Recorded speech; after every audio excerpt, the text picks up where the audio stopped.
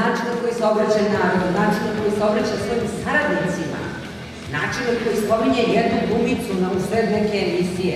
Čekajte, to nije bilo stvarno. Mislim, da je neozbiljno, a da ne pričam dalje.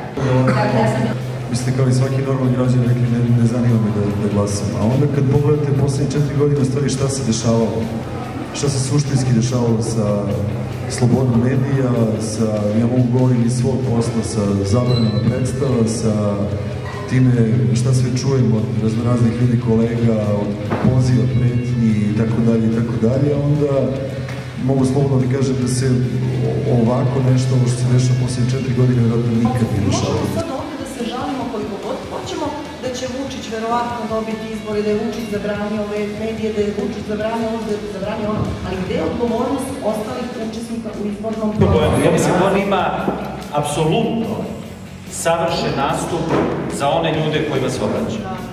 Sad to što mi neki, kao to vidimo drugačije, to je naša nevolja. Ali oni koji treba da glasaju za njega, apsolutno razumeju šta on govori, kako govori i prije im kako on govori. Znači, oni godinama neguju da na televiziji ne postoji programska raznovrsnost.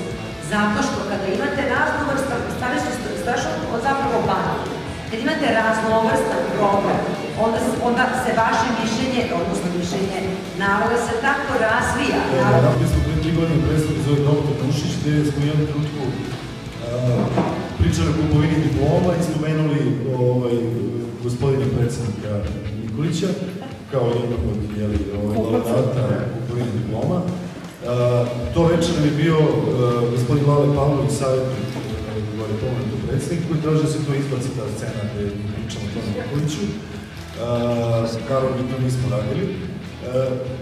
Šta se dalje desilo? Gospodin Bratislav Gašin, juče pomenuti keramičar iz Kruševca, je zabranio da se predstave u kojima se pojavljaju Bjave i koje žive Bogdan Dević uopšte igraju u Kruševcu. Da li se na izvestan način one opcije koje su alternativa ove vlasti, da li ipak daju neki legitimitet ovim izborima i njihovom potencijalnom pobedniku izbora time što izlaze?